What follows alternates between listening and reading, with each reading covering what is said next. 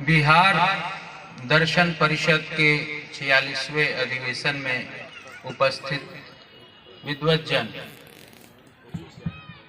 अंग की धरती पे आपका स्वागत है।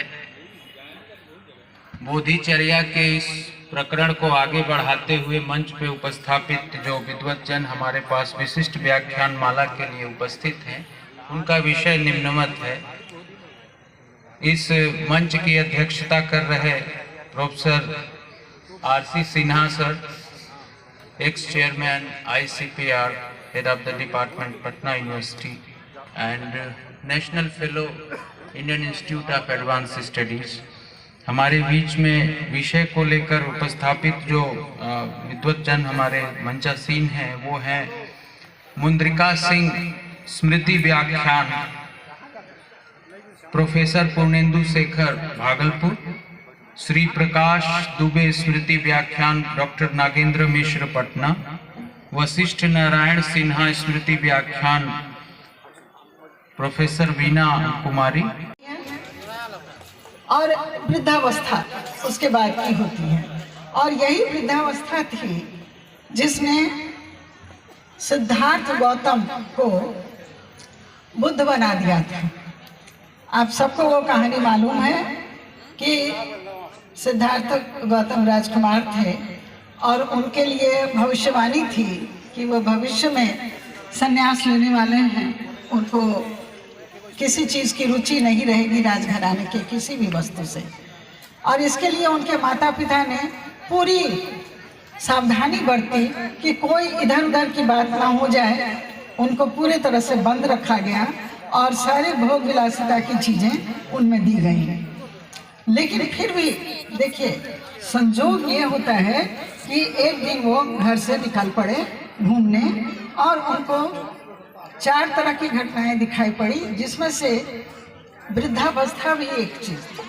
उन्होंने देखा कि उजले बाल, पिचके हुए गाल, दंतहीन व्यक्ति, कमर झुकी हुई और बहुत सावधानी से चल रहे हैं, आँख से दिख नहीं रहा है। And it was so pathetic for him कि वह घबरा गए कि ये क्या चीज़ है।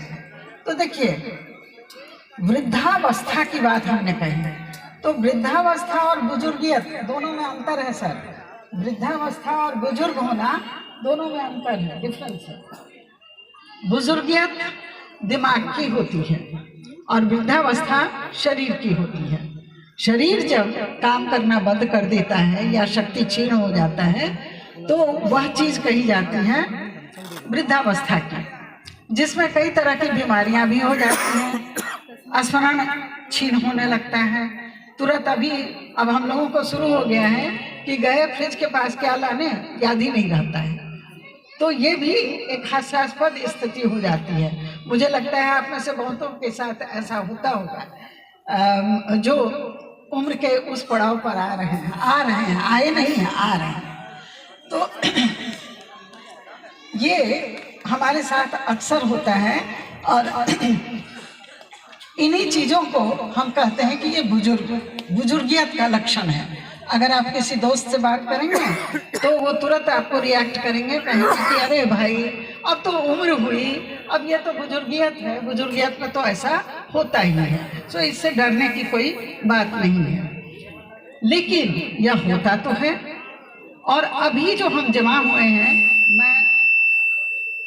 अभी हमारा जो टॉपिक चल रहा है वह है बुजुर्ग विमर्श।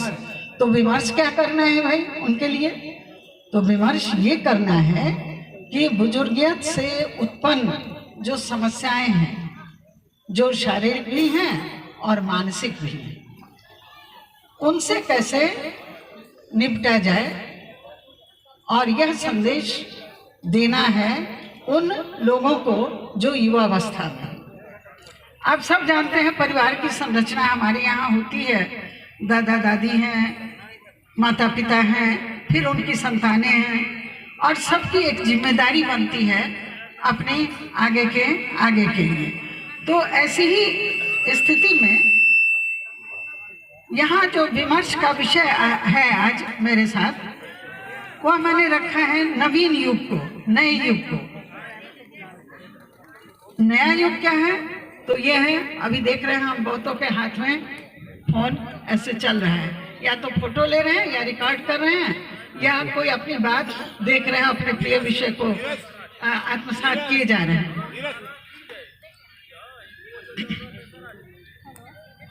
तो ये स्थिति क्या है? ये स्थिति है डिजिटल एज में हम हैं, डिजिटल युग में हम हैं। कृपया थोड़ा सा अगर बातचीत और विमर्श आप अलग हट रख करके कर लें तो बुजुर्गों का पर भी कुछ दया हो जाए। हाँ, तो हम डिजिटल एज की बात कर रहे हैं। हम बहुत सी बातों की जानकारी रखने लगे हैं। आप जानते हैं कि जानकारियों से हमारा मन जो है, हमारा मस्तिष्क जो है वो झील रहता है। इतनी सारी जानकारियां सारी इधर से उधर जा रही हैं, तो ऑब्वियसली दिमाग काम नहीं करेगा। तो एक कारण तो वो है। इसके फायदे तो बहुत हैं, फायदे बहुत ज़्यादा हैं। और यहाँ पर हम जिक्र करना चाहेंगे कि 3 का आंकड़ा हमारे लिए बहुत महत्वपूर्ण होता है। अभी फर्स्ट सेशन में बात चल रही थी प्रकृति की, और प्रकृति को त्रिगुणात्मिका बताया गया है, 3 गुणों से युक्त है। तो वैसी प्रकृति के लिए हमने कहा कि यह त्रिगुण शक्ति युक्त है। उसी तरह अन्य जगहों पर भी 3 का आंकड़ा सनातन धर्म में बहुत ही मायने रखता है, जिसमें महत्वपूर्ण होता है। जैसे हमारे त्रिदेव कहे गए, त्रिदेव क्यों कौन है? ब्रह्मा, विष्णु, महेश। ये जिस तरह है उसी तरह मनुष्य का जीवन भी 3 गुणों से संचालित होता है, सत्व, रज और तम। इनमें से जो भी गुण अधिक होगा मनुष्य वैसा आचरण करने लगता है, ऐसा कहा जाता है, सिद्ध है। तो सामान्य तौर पर मनुष्य भी का जीवन भी उम्र के 3 पड़ावों से गुजरता है, बाल्यावस्था, युवावस्था और वृद्धावस्था। अगर इस 3 आंकड़ों को ठीक से समझ लें और यह जान जाएं कि किसका कब और कैसे उपयोग करना है, यानी कब बाल्यावस्था में क्या उपयोग करना है, युवावस्था में किस तरह से अपनी एनर्जी को या अपनी उम्र को किस तरह से यूज करना है, और वृद्धावस्था को हम कैसे जिएं, कैसे यूज करें, ये हम जान लें। तो यही 3 लक्षणों से युक्त हमारा आज का बुजुर्ग विमर्श है।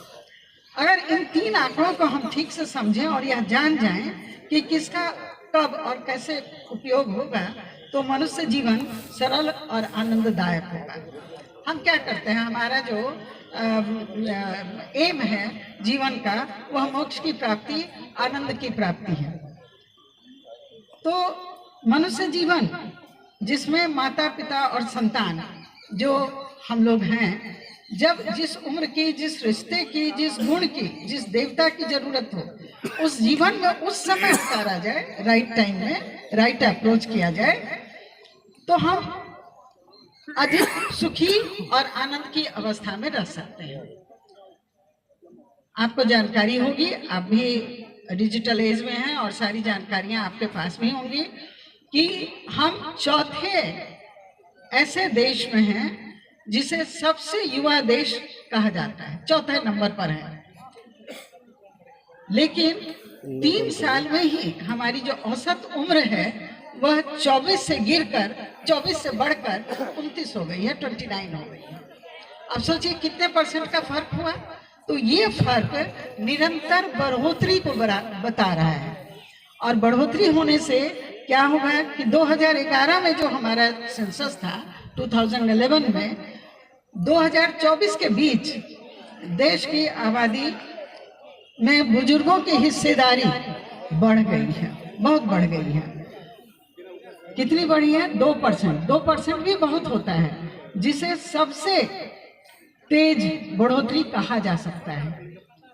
अब अगर इतनी तेज बढ़ोतरी है तो 2024 में यह आबादी में 10.6% यानी 15 करोड़ बुजुर्ग बढ़ जाएंगे, उनकी आबादी बढ़ जाएगी। और 2011 में जो हम 10.4 करोड़ थे, देश में शहरीकरण वो बढ़ जाएगी। और इसके साथ साथ एक और फैक्टर है कि देश में शहरीकरण ज़्यादा हो रहा है, सारी की सारी जनसंख्या गांव से उठकर शहर में चली जा रही है।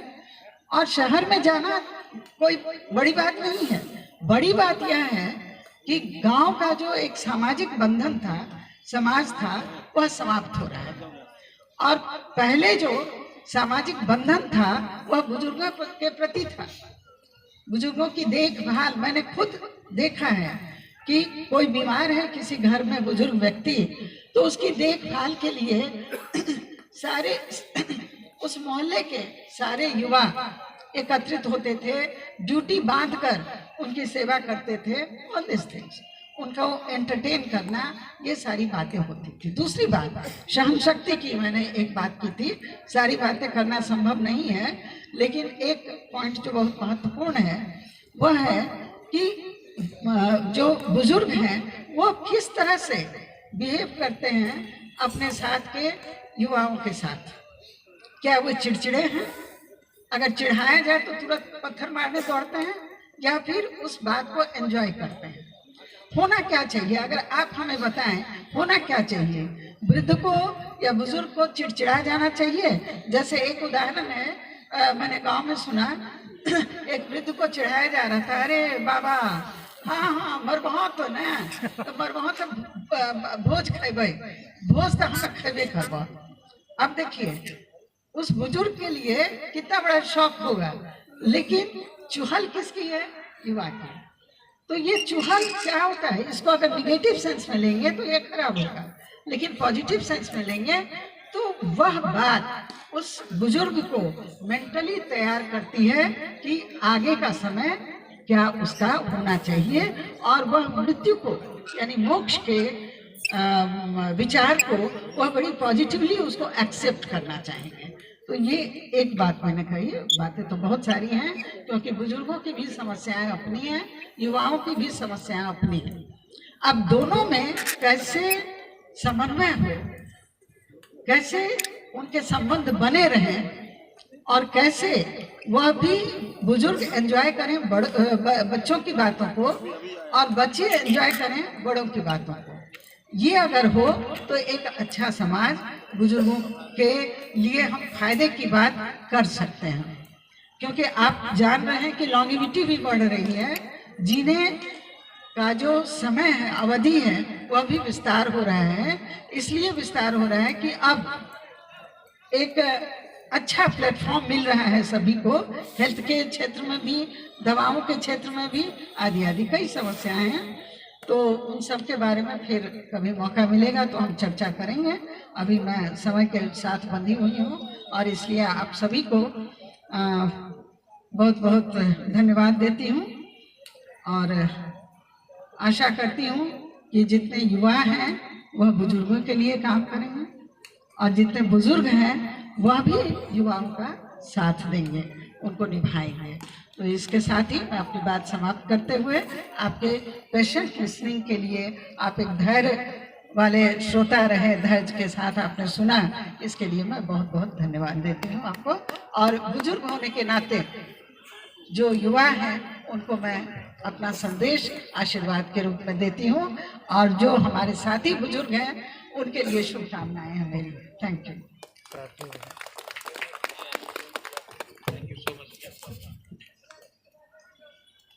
अब मुद्रिका सिंह स्मृति व्याख्यान के लिए प्रोफेसर पूर्णेंदु शेखर जी, भागलपुर विश्वविद्यालय।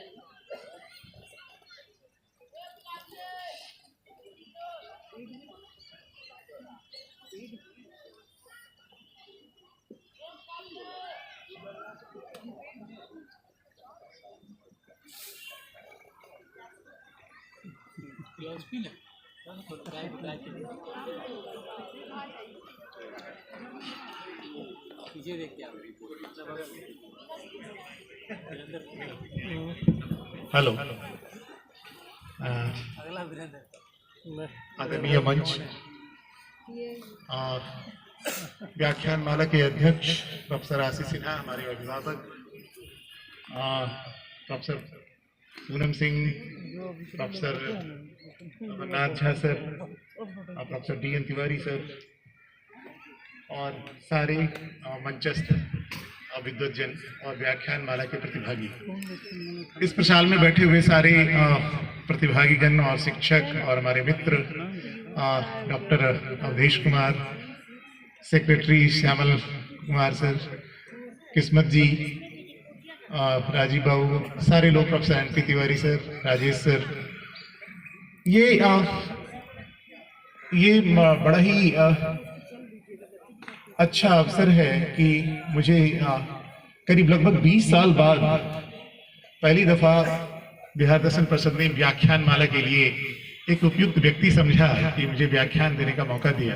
मैं सबसे पहले तो बिहार दर्शन परिषद के प्रति आभारी हूँ कि उन्होंने इतने साल के बाद मुझे कम से कम मौका तो दिया। तो ये एक अच्छा अवसर है। और मैं दूसरी बात ये कि ये व्याख्यान मुंद्रिका सिंह स्मृति व्याख्यान माला मुंद्रिका जी के नाम से है। और उनके जो लड़के हैं विजय बाबू, जब ये चर्चा हुई थी और जब व्याख्यान माला की बात आई थी तो उन्होंने इस चर्चा को आगे बढ़ाया था, प्रस्ताव दिया था, तो उस समय मैं भी वहां पे था। तो मैं मुंद्रिका सिंह जी की उन्हें नमन करता हूं और उसे स्मरण करते हुए बारंबार नमन करता हूं, श्रद्धांजलि देता हूं। और उसके बाद मैं इस व्याख्यान को आगे बढ़ाना चाहता हूं। मैं बात स्टार्ट कर रहा हूं, समय हो जाएगा तो मुझे बताइएगा। मैं बात स्टार्ट कर रहा हूं वहां से जबकि मैंने एक थीसिस देखी। थीसिस जिस टॉपिक पे था उसमें लिखा हुआ था फिलॉसफी ऑफ रिलेशन। और फिलॉसफी ऑफ रिलेशन नॉर्मली इस टर्म का प्रयोग फिलॉसफी के किसी ब्रांच के नाम से आता नहीं है, मैंने कभी देखा नहीं। मैं इतने दिनों के अध्ययन में फिलॉसफी ऑफ रिलेशन करके कोई ब्रांच, बहुत पॉपुलर ब्रांच करके उस तरह की चर्चा मैंने देखी नहीं। तो ये शब्द मुझे बड़ा अच्छा लगा देख करके कि ये फिलॉसफी ऑफ रिलेशन क्या है। What is philosophy of relation? What type of questions do philosophers ask in the field of philosophy of relation? तो ये एक महत्वपूर्ण विचार हमारे मन में कौंधा और मैं उसको लेकर के लगातार प्रयास कर रहा था कि आखिर इस फिलॉसफी ऑफ रिलेशन में क्या बातें हो सकती हैं। जब मैंने वो थीसिस को पढ़ना शुरू किया तो उसमें बहुत खास नहीं था, वो किसी इंग्लिश नॉवेल पर वो थीसिस थी और उस थीसिस में जो बातें थी वो मुख्य रूप से उनके पात्र के रिलेशंस पर और भावनात्मक रिलेशंस पर आधारित था। तो मुझे उस फिलॉसफिकल जो थॉट है वो रुचि मेरी पूरी नहीं हो पाई। मैं लगातार सोच रहा था कि आखिर फिलॉसफी ऑफ रिलेशन में क्या हो सकता है। ये टर्म मैंने फिलॉसफी ऑफ रिलेशन टर्म को मैंने किसने कॉइन किया और किसने इसे प्रचलन में लाया, इस तरह की कोई चर्चा नेट पे भी नहीं देखा मैंने। इसलिए मैंने उसे अपने तरीके से एक बार प्रयास करना शुरू किया कि इसे आखिर किस रूप में लिया जा सकता है। सारे विद्वत लोग हैं, प्रोफेसर एन.पी. तिवारी भी हैं इस मंच प्रशाल में बैठे हुए और सारे मंचस्थ हैं। हो सकता है कि मैं नई बातें करते हुए कुछ बहक जाऊं, तो इस बहकाव को सुधारने के लिए हम उम्मीद करते हैं कि हमारे विद्वत जन, अभिभावक जितने भी हैं शिक्षक गण के रूप में, वो मुझे एक बार शेप करेंगे। तत्काल इतना कि फिलॉसफी ऑफ रिलेशंस के बारे में जब बात करते हैं तो जितने प्रकार के दुनिया में जितने संबंध हैं उनके संबंध के बारे में दार्शनिक विवेचन को हम एक तरह से फिलॉसफी ऑफ रिलेशंस के रूप में देख सकते हैं। जितने प्रकार की एंटिटी, जितने प्रकार के ह्यूमन बीइंग, जितने प्रकार के सत्ताओं के बीच में, व्यक्तियों के बीच में जो रिलेशंस होता है, उनके गत्यात्मक गतिविधियों के बीच में जो रिलेशंस होता है, उन तमाम प्रकार के रिलेशंस की चर्चा एक तरह से फिलॉसफी ऑफ रिलेशंस का मुद्दा बनता है, कहीं ना कहीं मुद्दा बनता है।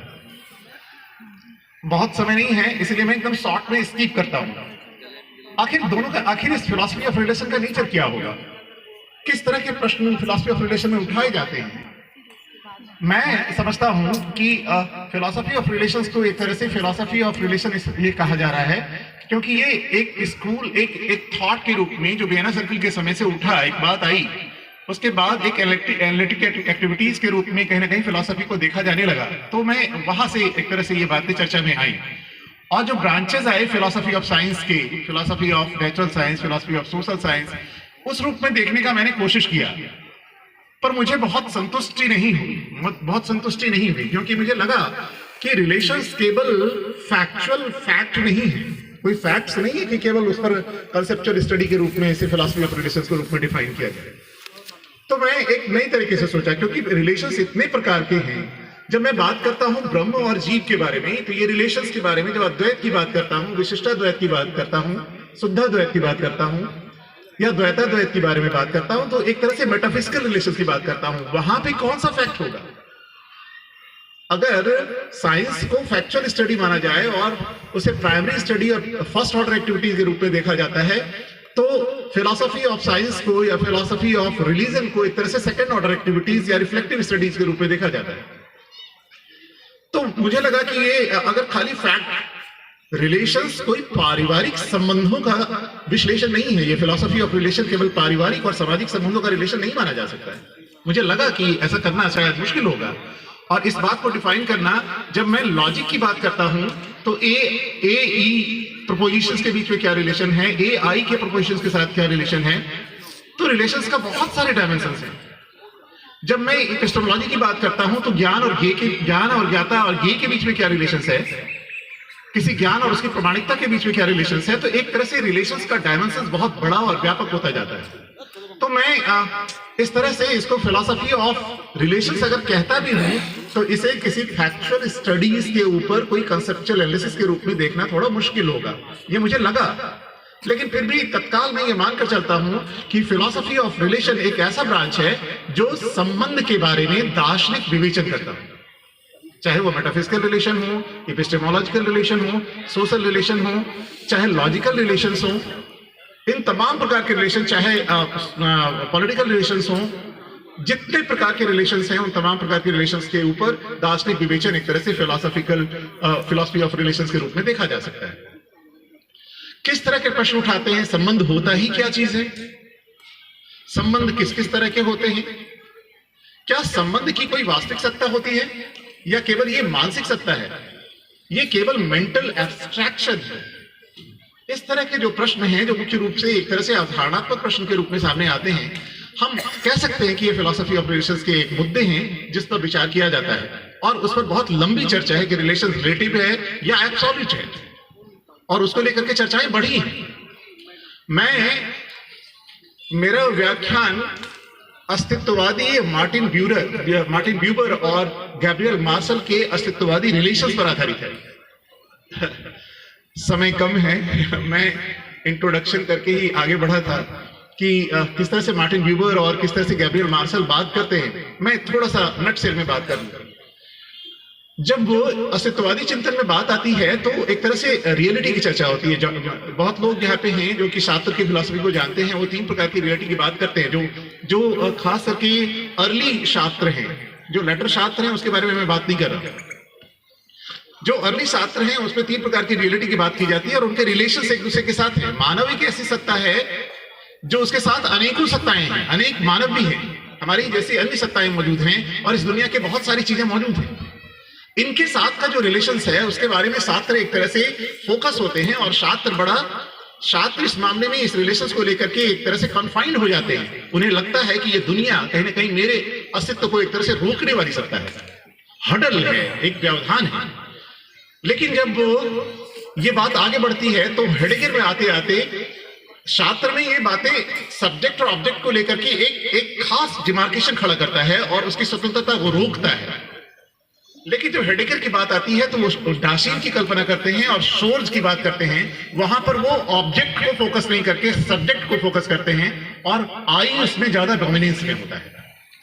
लेकिन जब गैब्रियल मार्शल और मार्टिन ब्यूबर की बात करते हैं तो वो दो प्रकार के रिलेशन की बात करते हैं, एक आई इट और दूसरा आई दाओ। इसके अलावा आई और इट का जो रिलेशन होता है वो सब्जेक्ट और ऑब्जेक्ट का रिलेशन होता है, वो डुअल रिलेशन होता है, वो सेपरेशन का रिलेशन होता है।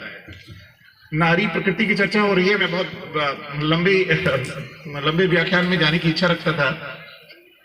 अगर आई इट के रिलेशन की बात करें तो वो नारी और पुरुष की जो वर्तमान स्थिति है, जो कहा जाता है पैट्रियार्की में कि नारी और पुरुष की जो स्थिति है वो आई और इट की है, वहां पे सेपरेशन है, डुअलिज्म है, एक दूसरे के साथ म्यूचुअल रिलेशन नहीं है। और जब मार्टिन ब्यूबर कहते हैं कि आई और इट का रिलेशन क्या होता है, वो सब्जेक्ट और ऑब्जेक्ट का रिलेशन है। जब आई और दाओ की बात करते हैं तो वो सब्जेक्ट और सब्जेक्ट का रिलेशन होता है। वहां पे म्यूचुअल अंडरस्टैंडिंग होती है, वहां पे रिलेशन एंड और मीन्स का नहीं होता है, वहां एंड और एंड का होता है। वहां पे रिलेशन एक दूसरे को समझने की होती है, एक दूसरे को अंडरस्टैंड करने की होती है। इसके अलावा मार्शल और ब्यूबर दोनों की फिलॉसफी में हर एक टर्मिनोलॉजी एक तरह से साथ नजर आती है। जब मार्शल और ब्यूबर को देखेंगे तो दोनों में आई और इट का रिलेशन दिखाई पड़ता है। कौन किससे प्रभावित है ये कहना मुश्किल है, क्योंकि ब्यूबर भी आई और इट की चर्चा करते हैं और मार्शल भी आई और इट की चर्चा करते हैं। ब्यूबर भी आई और दाव की चर्चा करते हैं और मार्शल भी आई और दाव की चर्चा करते हैं। ब्यूबर जब आई और दाव को एक्सपेंड करते हैं, जब वो इंपिरिकल दाव से आगे बढ़ते हैं, तो वो एक तरह से ट्रांसेंडेंटल दाव में जाते हैं, जिसको वो कहते हैं इटर्नल दाव या एब्सोल्यूट दाव। लेकिन उनके लिए ईश्वर कोई ऑब्जेक्टिव एंटिटी नहीं थी।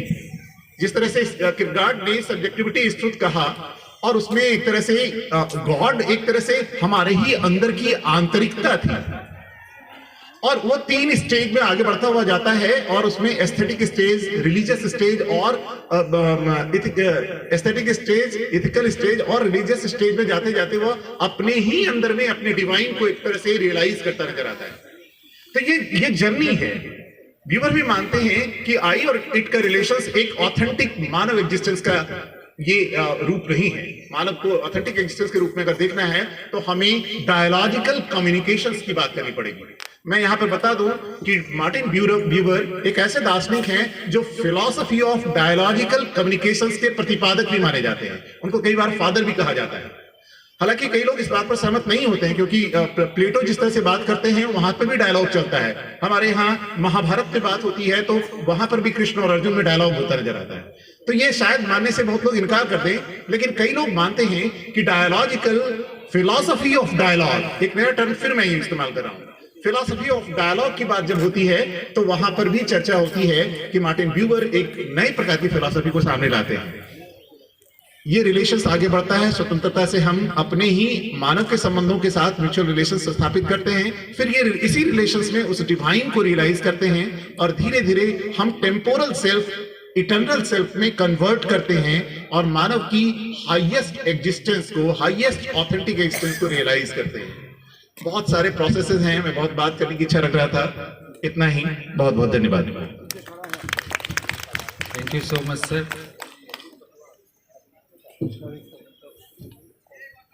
थियोरेटिकल कॉन्शियसनेस को डिफाइन करना, सेएबल और स्पीकेबिलिटी के बीच के डिफरेंस को प्रोफेसर पूर्णेंदु शेखर ने बहुत कम समय में बहुत टेक्निकली ढंग से हमारे सामने रखा। अब मैं बुलाना चाहूँगा वशिष्ठ नारायण सिन्हा स्मृति व्याख्यान के लिए प्रोफेसर वीना कुमारी जी को।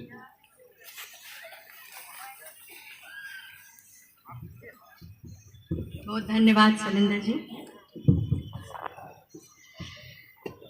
आदरणीय मंच को मेरा प्रणाम और अभिनंदन, एवं प्रसाद में उपस्थित सभी विद्वज्जनों को मेरा अभिवादन।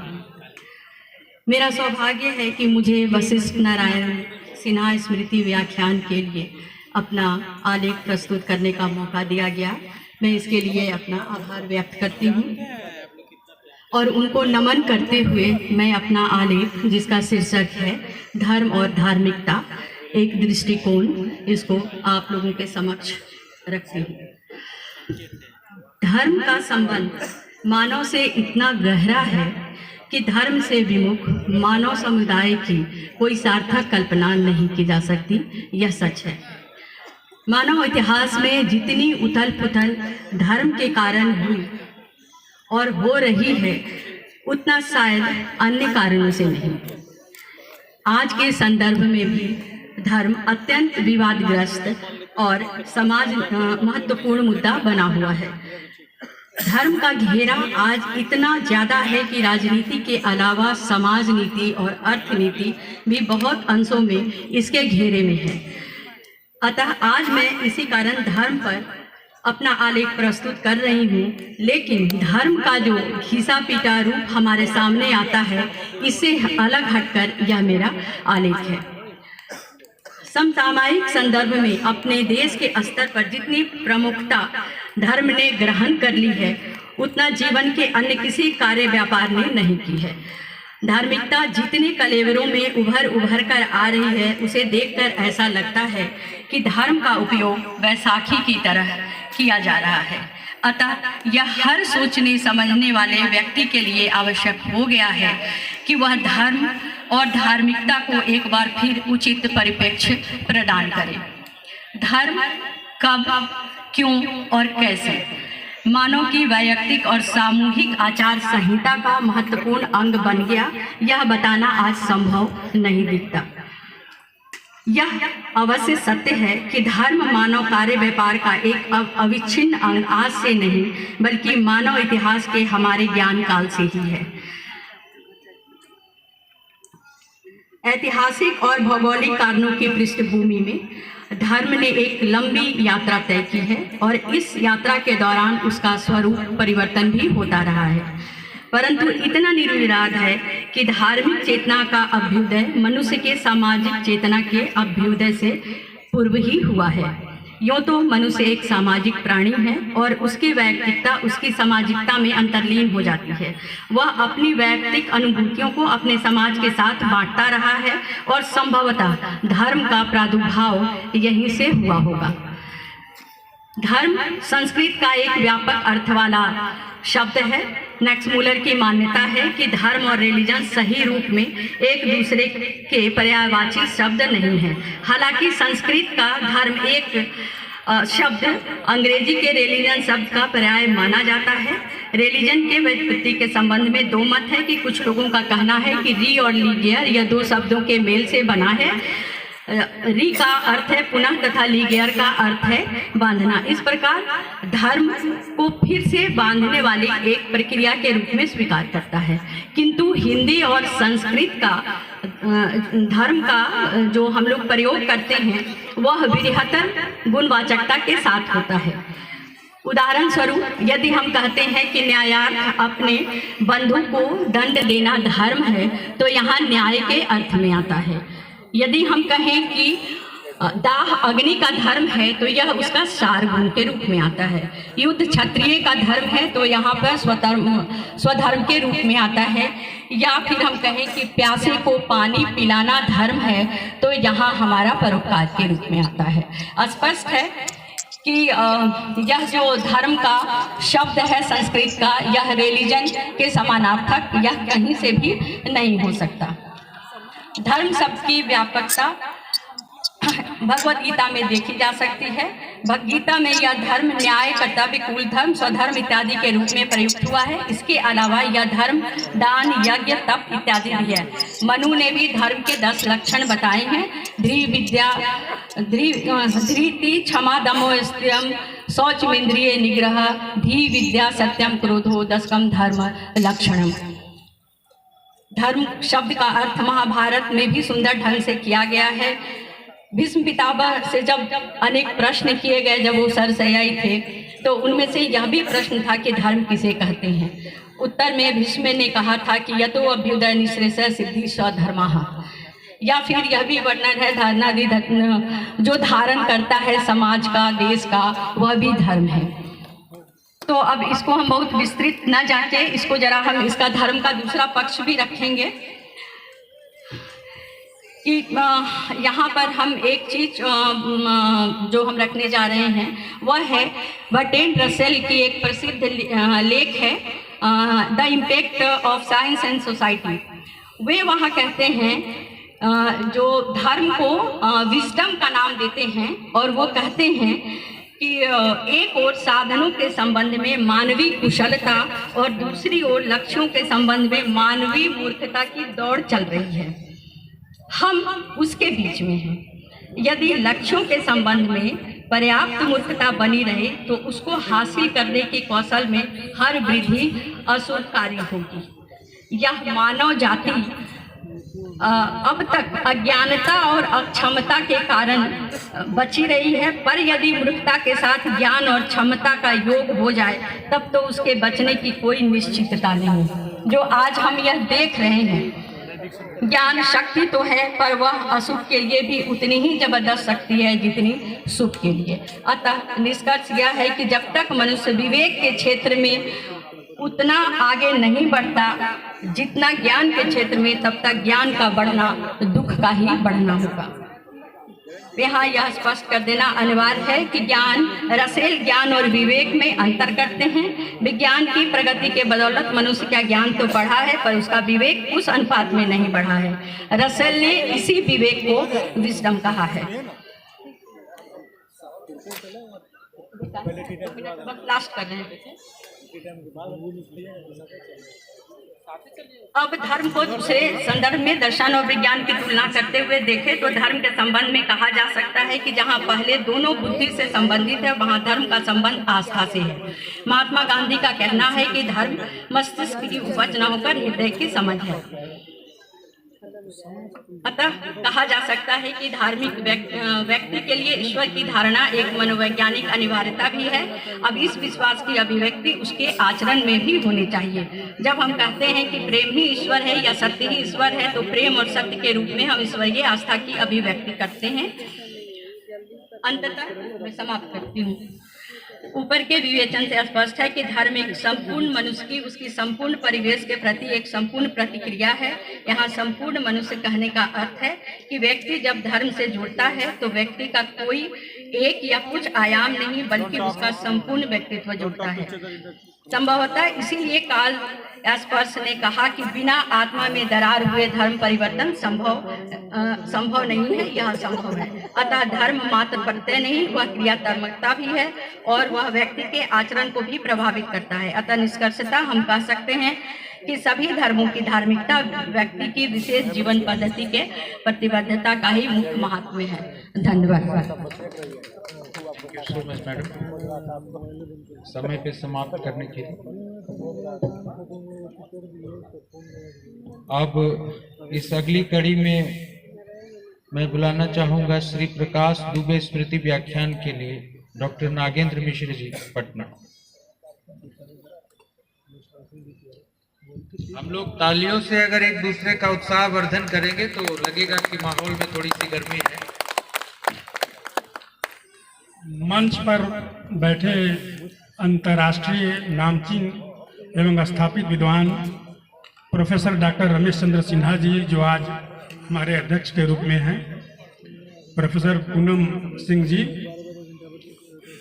अन्य लोग हैं मंच पर सम्मानित, सभी का मैं हार्दिक अभिनंदन करता हूं। और साथ साथ मैं प्रोफेसर स्वर्गीय श्री प्रकाश दुबे स्मृति व्याख्यान के रूप में अपने लेख को मैं बोलना चाहता हूं। प्रोफेसर श्री प्रकाश दुबे जी से आप सभी लोग सुपरिचित हैं। उनका जीवन कितना व्यवस्थित था और प्रबंधित था, यह हम सारे लोग जानते हैं। मंद मंद मुस्कान से इतना उत्साहवर्धन करते थे कि लगता था कि विद्यार्थियों में या हम जैसे जो नए हम लोग असिस्टेंट प्रोफेसर थे, लेक्चरर थे, कितनी शक्ति मिलती थी उनके मंद मंद मुस्कान से जब हम लोग मंच पर बोला करते थे। देखिए, विचार और दर्शन दो चीज होता है। जब हम विचार से, जब हम स्व से संसार की ओर जाते हैं तो वहाँ स्वार्थ होता है। स्व से संसार की ओर जब हम विजिट करते हैं तो वह स्वार्थ होता है। जब हम संसार से स्व की ओर लौटते हैं वही परमार्थ है और वही लोक परायणता है। तो श्री प्रकाश दुबे जी बस संसार से स्व की ओर आने वाले महान व्यक्तित्व थे। मेरा शीर्षक है जीवन प्रबंधन एवं दर्शन शास्त्र। एक दर्शन जगत के एक ऐतिहासिक प्रबंधित जीवन श्री प्रकाश दुबे जी का था। उन्हीं की मेमोरी में यह आलेख है, जीवन प्रबंधन एवं दर्शन शास्त्र। मैं एक प्रबंधन संबंधी छोटी सी किस्सा कह देता हूँ, उसमें मेरे लेख के सारे भाव ये हैं। जो जस्टिन गार्टर नाम के एक 1980 के दशक में ओस्लो नॉर्वे के एक फिलॉसफी के टीचर थे। ओस्लो नॉर्वे के थे। 1980 के अंतिम दशक में वो दर्शन शास्त्र जूनियर कॉलेज में दर्शन शास्त्र के अध्यापक थे। विद्यार्थियों की रुचि दर्शन शास्त्र में नहीं थी। उन्होंने पूछा कि तुम क्या चाहते हो, तुम लोग क्या पढ़ना चाहते हो, दर्शन शास्त्र क्यों नहीं अच्छा लगता है? तो उन लोगों ने कहा, सर हम लोगों को मिस्ट्री नॉवेल पढ़ने की इच्छा रहती है। रहस्यात्मक उपन्यास। उस प्रोफेसर ने, जस्टिन गार्डनर ने सोच लिया कि आज से मैं उपन्यास ही लिखूंगा दर्शन शास्त्र के लिए, जैसे जीवन प्रबंधन के लिए दर्शन शास्त्र को कहने का चेष्टा विद्वान लोग करते हैं, हम भी एक प्रयास ही किए हैं। तो उन्होंने पहला लिखा उपन्यास सूफियों का संसार। सूफी संसार, सूफी मतलब प्रज्ञा, फिलॉसफी। सॉफी जो होता है ना, वो क्या है? विजडम है। तो वो सोफी का संसार उन्होंने लिखा। उसमें सोफी नाम की एक लड़की है, वो किसी जा रही है, एक लेटर बॉक्स से उसको लेटर मिल जाता है। लेटर खोल कर देखती है तो उसमें लिखा रहता है कि तुम कौन हो। उस बच्चे के मन में वह तुम कौन हो की बात बहुत दिन तक चलती रही। तब से वह अपने आप की खोज में निकल गया और दर्शन की शुरुआत हो गई। फिर दूसरी घटना उसी के साथ रिपीट होता है। फिर एक बार उसको एक लिफाफा मिल जाता है और उस लिफाफे को खोलकर वह देखता है तो उसमें लिखा रहता है कि यह जगत कहाँ से आया, यह जगत कहाँ से आया। फिर वह जगत के बारे में सोचने लगा। इस तरह एक दर्शन की कहानी बन गई। तो हम लोग भी क्या करते हैं कि हम लोग भी एक नैरेटिव बनाते हैं, उसमें कुछ डिस्कोर्स को शामिल करते हैं और फिर उस बात को रखते हैं।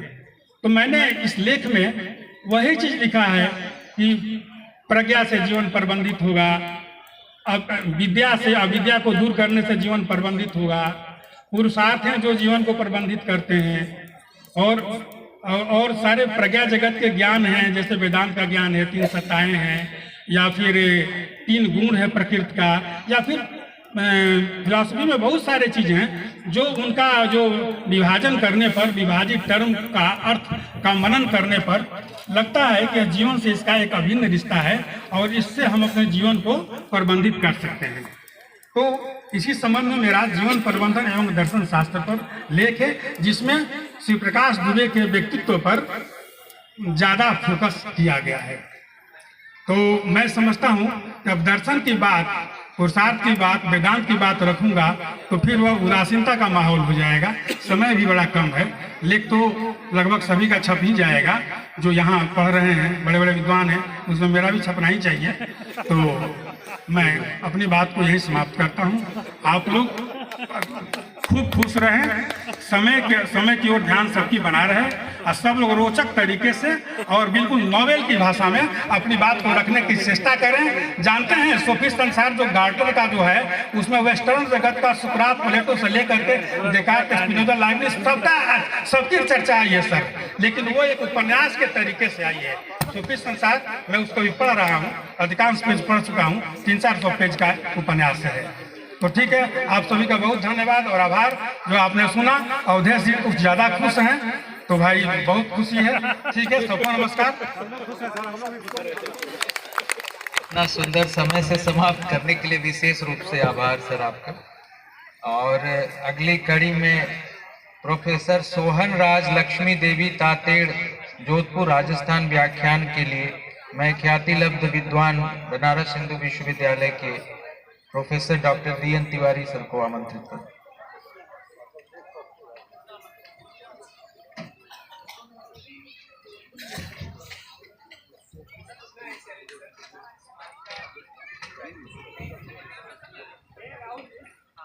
जिन लोगों की भी स्मारिका नहीं मिली है वो वितरित हो रही है, कृपया राहुल जी से संपर्क करके ले लें, 2 वॉलंटियर उनके साथ।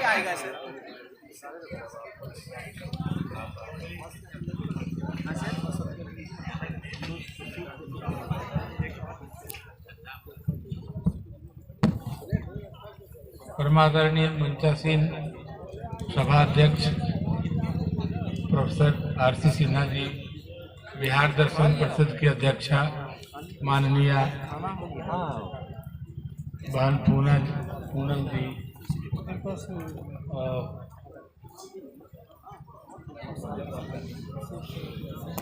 नागेंद्र मिश्र जी, प्रोफेसर सभा के 3 दिन के अध्यक्ष प्रोफेसर अमरनाथ जी तथा शैलेंद्र जी और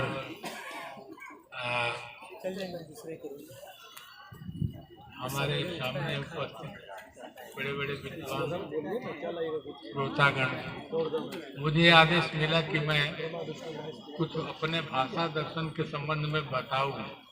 समय का अभाव है, इसलिए मैं बहुत कुछ नहीं बोल सकता, लेकिन एक छोटा सा प्रकरण लूंगा। वो प्रकरण क्या है जिससे आप पूर्व परिचित भी हैं और लगभग भारतीय दर्शन के सभी संप्रदाय मानते भी हैं। वो प्रकरण है अभेद, भेदाभेद और भेद का। भाषा दर्शन में इसकी व्याख्या कैसे की जाती है तो आप लोग जानते हैं, वेदांत में भी है और उसी को वाक्यपदीय में भी, तथा दूसरे जो शास्त्र हैं क्लासिकल शास्त्र वेद आदि, उसमें भी भाषा के कई रूपों में भाषा को देखा गया है। ज्ञान मीमांसी दृष्टि से, तत्व मीमांसी दृष्टि से और रस की दृष्टि से, ध्वनि की दृष्टि से कई ढंग से भाषा को देखा गया है। यहाँ पर तत्व मीमांसी दृष्टि से भाषा को किस तरह देखा गया है, इस पर हम थोड़ी सी चर्चा करेंगे। इसकी चर्चा संप्रति दे दिया तत्व मीमांसी दृष्टि से भाषा का प्रयोग करते हैं हम। भाषा रेफरेंस है, भाषा जो है वो रिप्रेजेंटेशन है, डेजिग्नेशन है, लेबलिंग है, कैरियर है। इस रूप में हम इसकी चर्चा करते हैं। माने भाषा अलग है, अर्थ अलग है, और हम भाषा का प्रयोग अर्थ को संकेत करने के लिए उसका प्रतिनिधित्व के रूप में करते हैं। ये तो उसका प्रयोग हुआ, लेकिन किस तरह से, कितने प्रकार का है, इसका तत्व मीमांसी आधार क्या है, तो कहते हैं शास्त्रों में परा, पश्यंती, मध्यमा, वैखरी, चार विभाग, चार प्रकार के विभाजन या भेद बताया जाता है। यह भेद सूक्ष्म से स्थूल की तरफ कहा गया है। व्याकरण दर्शन में परा को एक तरह से उपेक्षा तो नहीं की गई है, लेकिन इसको स्वीकार करने का कोई आधार नहीं है, क्योंकि उन लोगों का मान्यता है कि तीन स्तर के ही पश्यंती, मध्यमा और वैखरी से ही भाषा की व्याख्या, अर्थ की व्याख्या हो जाती है। इसलिए इन तीनों को ही मान के चलना है। तो इसमें पश्यंती जो है अभेद की स्थिति है, चेतना की स्थिति है। इसमें विषय और अर्थ का भेद नहीं होता, विषय का भेद नहीं होता, ये विशुद्ध चेतन की स्थिति होती है। भेद तब होता है जब चेतना के समक्ष कोई विषय होता है, विचारों से अलग करके चेतना अपने को अलग करती है। पर पश्यंती की स्थिति में जो चेतना है उसमें विचार विषय के रूप में नहीं बनते। मध्यमा के स्तर पर विचार के रूप में विषय चेतना के बनते हैं, इसलिए मध्यमा में भेद और अभेद की स्थिति बनती है। और वैखरी जिसे हम बोलते हैं, उस स्तर पर भेद स्पष्ट हो जाते हैं। ये भाषा है और सामने बाह्य में अर्थ है। इस तरह से अगर आप हम देखेंगे तो पश्यंती शुद्ध चेतन की स्थिति है, कोई भेद की स्थिति नहीं है, अर्थ और शब्द का कोई भेद नहीं होता। मध्यमा स्फोट शब्द है, स्फोट शब्द में स्वयं को प्रकाशित करने और अर्थ को भी प्रकाशित करने के कारण इसको स्फोट कहते हैं। अपने से अभिन्न रूप में शब्द स्फोट को प्रकाशित करता है। कोई भी विचार ऐसा नहीं है जो बिना शब्द के हो। तो विचार रूप शब्द की स्थिति है। यह विचार रूप शब्द विचार रूप अर्थ को व्यक्त करता है। और यह स्फोट जो है वो बोलने की विवक्षा का कारण भी होता है। माने विचार अगर प्रकाशित न हो तो बोलने की विवक्षा नहीं होगी और तब बोली भी नहीं होगा, क्योंकि बोली भी जब उत्पन्न होती है तब विवक्षा होती है, तो मन जो है, बुद्धि, वो जठराग्नि से जुड़ती है, जठराग्नि से हवा तेजी से चलती है और फिर मूर्धा से टकरा के कंठ, तालु, जीभ, होस्ट, मूर्धा, इस सब को हिलाते हुए कंपन बाहर निकलता है। फिर कानों में विपरीत हो करके कान ट्रांसफार्मर की तरह काम करता है और तब शब्द के रूप में ट्रांसफार्म करता है। लेकिन जो बोलते हैं वो वस्तुतः कंपन ही होता है। तो जो बोली है उस स्तर पर, जो लिपि है उस स्तर पर शब्द और अर्थ का भेद होता है। इतना भेद होता है कि बहुत सारे पाश्चात्य और भारतीय दार्शनिक शब्द को इसी के स्तर तक सीमित मानते हैं। पर अगर इसी स्तर तक सीमित मानते हैं तो जो हमको बोध होता है, जो विचार होता है, क्या वह शब्द के बिना हो सकता है? कोई भी विचार, कोई भी बोध, कोई भी ज्ञान शब्द के बिना नहीं हो सकता। और जब शब्द के बिना नहीं हो सकता तो यह मानना पड़ता है कि शब्द की एक विचार रूपी स्थिति भी है, जिसको मध्यमा शब्द कहते हैं। मध्यमा इसलिए कहते हैं कि वो पसंती और बैखरी के बीच में है, इसीलिए इसको मध्यमा कहते हैं। स्फोट इसलिए कहते हैं कि यह इंटेलिजिबल बीइंग ऑफ लैंग्वेज है और इसी से अभिन्न रूप से इंटेलिजिबल बीइंग ऑफ मीनिंग प्रकाशित होता है। माने विचार रूप शब्द है जिससे विचार रूप अर्थ प्रकाशित होता है। अब स्थिति यह है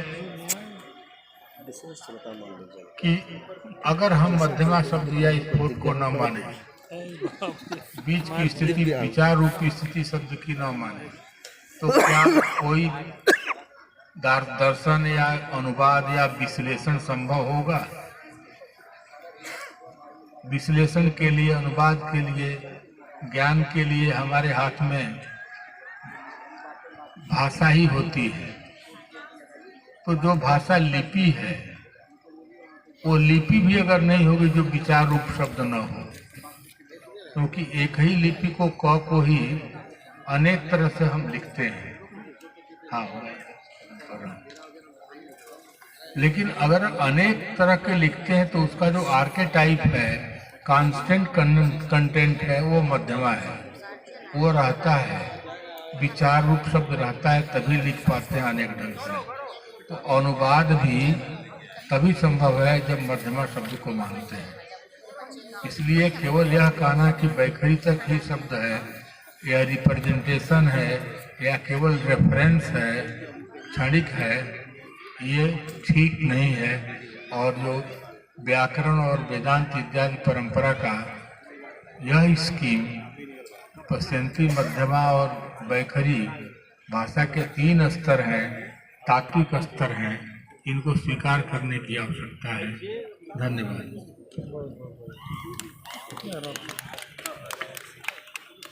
thank you so much sir. आपको सुनना एक कम समय में कष्टकारी कार्य है, लेकिन करना पड़ रहा है।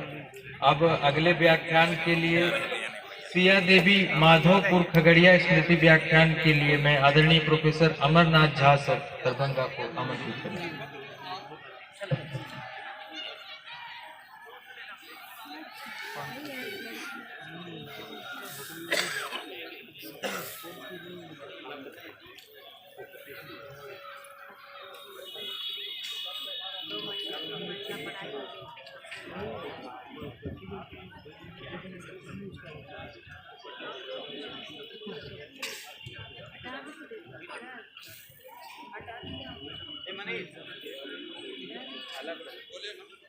वसुदेव सुतम देवम कंसप्राणम अर्पणते देवकी परमानंदम कृष्णं वंदे।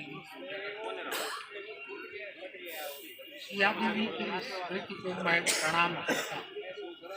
चाणक्य सूत्र में कहा गया, कुलान रूपम तम, आचरण से मालूम होता है कि कुल तो सुधांशु जी और हिमांशु जी दोनों बंधुओं को देखकर लगता है कि इनका प्रतिपालन कितने अच्छे परिवार में हुआ होगा। इनका पालन खगड़िया में इनके जिसे नानीहाल कहा जाता है उसमें हुआ था, और इनकी प्रथम शिक्षिका थी सिया देवी। उन्हीं की स्मृति में ये व्याख्यान माला है। सुधांशु जी और हिमांशु जी को देखकर हम समझ सकते हैं कि सिया देवी कैसी रही होगी। इसीलिए मैंने व्याख्यान का विषय निष्काम कर्म लिया है। निष्काम कर्म का दार्शनिक विश्लेषण, ये एनालिसिस पूर्णतः टेक्सचुअल एनालिसिस है, समय का अभाव है, इसलिए इसके बैकग्राउंड ये विषय बहुत कठिन है, क्योंकि स्वयं श्री कृष्ण कहते हैं गहना कर्मणो गति, कर्म की गति बहुत ही गहन है। ये प्रश्न कहाँ से उठता है? आप सभी जानते हैं किस परिस्थिति में ये गीता का जन्म हुआ। अर्जुन जिस विषाद में थे और वे कहते हैं श्री कृष्ण से कि कार्पण्य दोषोपहत स्वभावा पृच्छामि त्वाम धर्म सम्मूढ़ चेता जश्रेयस्यान् निश्चितम ब्रूहि तन्मे शिष्यस्तेहं साधिमाम त्वाम प्रपन्नम। मैं विषाद में हूँ और जो मेरे लिए श्रेयस्कर है उसके विषय में आप हमें समझाइए। मैं आपका शिष्यत्व स्वीकार करता हूँ। अर्जुन के सामने यह प्रश्न किया है गीता के 4 अध्याय में 16-17 श्लोक पर आइए।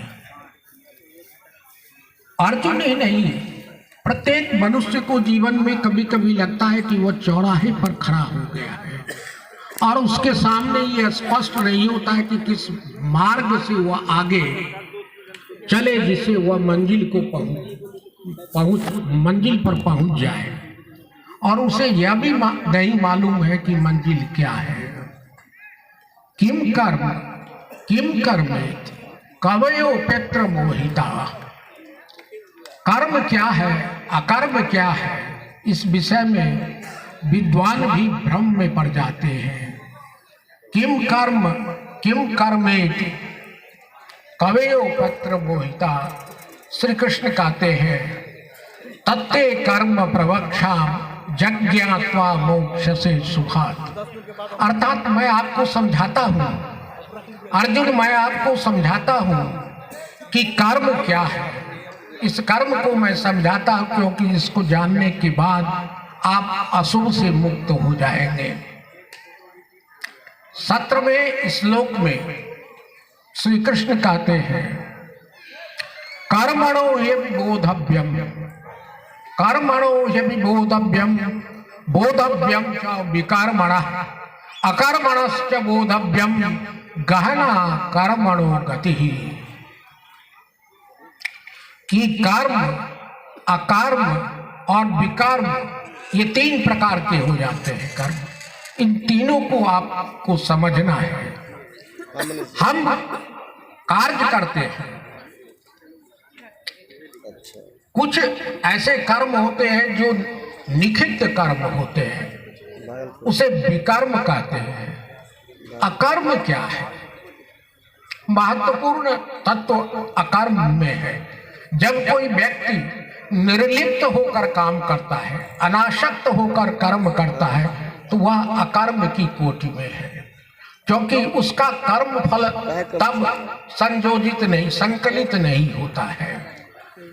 अतः कर्म में अकर्म को जो देखता है और अकर्म में जो कर्म को देखता है वही अथवा उसके लिए ही स्थित प्रज्ञ का मार्ग प्रशस्त हो सकता है। और जो इस संदर्भ में एक प्रसिद्ध श्लोक है, समय हो रहा है, बस एक श्लोक का कर देते हैं।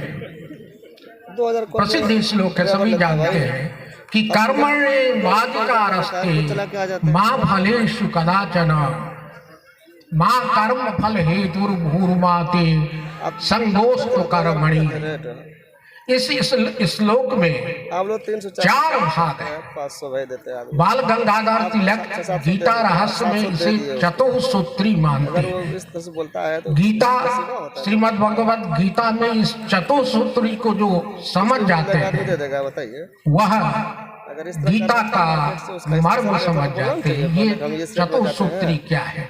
समय कम है, नहीं बोलना चाहिए कि पहला है कर्मण्येवाधिकारस्ते, अर्थात मनुष्य का अधिकार कर्म करने में है।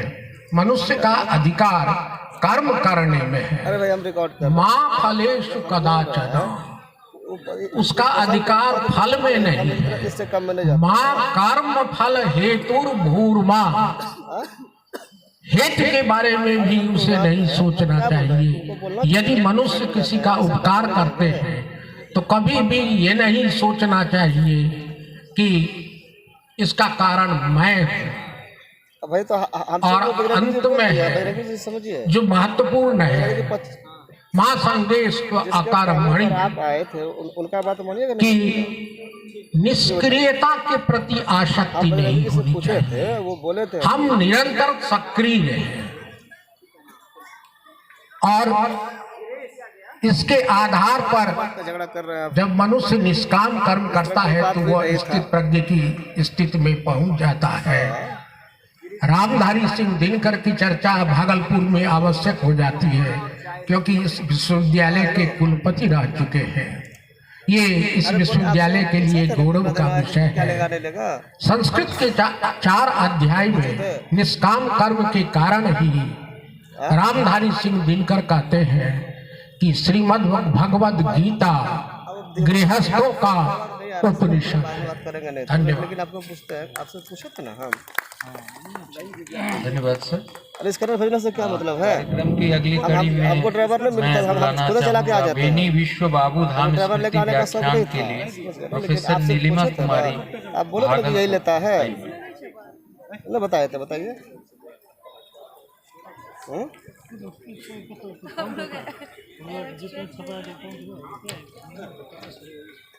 अरे कहाँ से उचित हो जाता है भाई, हमको ये नहीं समझ आ रहा है। अब एक बार खाएगा ना तो एक बार उसको खिला देते हैं, हम जाके खिला पिला उसको खिला देंगे एक बार। गजब है। पैसे में बात मत आइए, पैसे में वो किस तरह से बोल। अब अरे कहा दीजिए तो उसके कहने से उसका रेट हो जाएगा। तो पहले इस तरह स्पेशल रेट था तो बोलना चाहिए पहले उसको कि हमारा ये रेट है। आपके कहने पर आया, आपसे बोलना चाहिए ना, हमसे नहीं बोला। आप ही से बोल लेता, हमारे पास जब आया था हमें से बोल लेता कि सर हम ये रेट में जाते हैं। आप बात कर लिए, कर लिए हैं।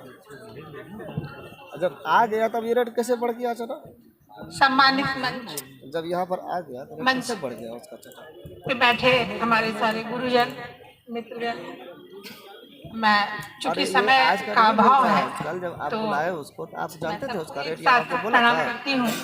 साथ ही इस सभागार में बैठे विद्वत जन शोधार्थियों, ठीक है, अगली बार से उसको अगर ले जाना पड़ेगा तो उसी रेट में ले जाएंगे उसको, नहीं तो जैसा कि आपने सुना, अचानक मैं इस व्याख्यान स्मृति व्याख्यान माला में जो भी आया है और रावले को पूछिएगा उसको। बेनी विश्व बाबू धाम व्याख्यान माला के अंतर्गत मुझे आपके समक्ष कुछ कहने का अवसर दिया गया है और इसके लिए मैं सबसे पहले दर्शन परिषद बिहार को धन्यवाद देना चाहूंगी, जिन्होंने मुझे यह कार्यभार सौंपा है। यह व्याख्यान माला पतंजलि IAS के संस्थापक श्री धर्मेंद्र कुमार जी द्वारा प्रायोजित है, जिन्होंने अपने पूर्वजों के नाम पर परदादा, दादा और पिता, इसीलिए नाम कुछ लंबा है, बेनी विश्व बाबू धन व्याख्यान माला।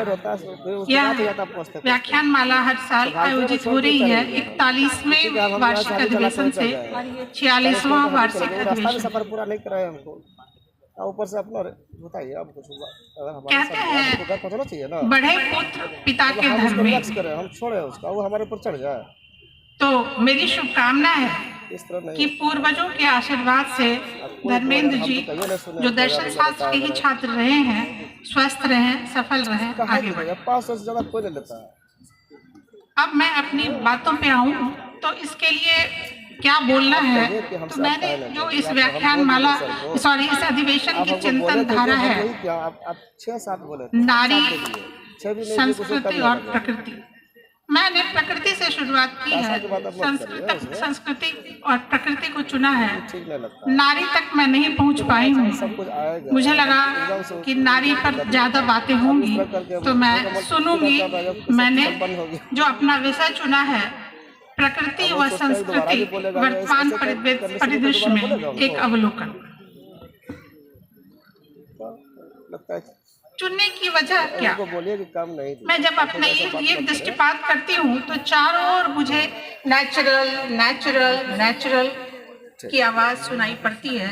कोई 100% रियल जूस बेच रहा है, कोई नेचुरल हेल्थ केयर बेच रहा है, तो कोई ऑर्गेनिक फूड। घरेलू उत्पाद और सौंदर्य प्रसाधनों की बात करें तो उसमें तो प्राकृतिक प्रसाधनों की बाढ़ सी आई हुई है। शुद्धता को लेकर हम इतने सजग हो गए हैं कि किसी समारोह में शुद्ध पेयजल का बजट कम से कम 20-25 हजार का तो होता ही है। 10-15 वर्षों तक पहले तक यह सोचना भी दूभर था, लेकिन आज ये आम बात है। ऐसा क्यों है? आज की हमारी संस्कृति में प्रकृति की हिस्सेदारी क्या सचमुच बढ़ रही है या उपभोक्तावादी संस्कृति ने प्राकृतिकता का मुखौटा लगा लिया है? यह प्रश्न विचारणीय है और इस संदर्भ में किसी समीचीन निष्कर्ष पर पहुंचने से पहले थोड़ी सी चर्चा प्रकृति और संस्कृति की होनी चाहिए। प्रकृति और संस्कृति दार्शनिक चिंतन का विषय प्रारंभ से ही रहे हैं। प्रकृति चाहे वैदिक परंपरा रही हो या यूनान की परंपरा, प्रकृति के अबूझ पहेलियों को सुलझाने के क्रम में ही दर्शन का विकास हुआ है। स्वयं प्रकृति के क्षेत्र और स्वरूप के संबंध में यहाँ कई तरह के विचार रहे हैं।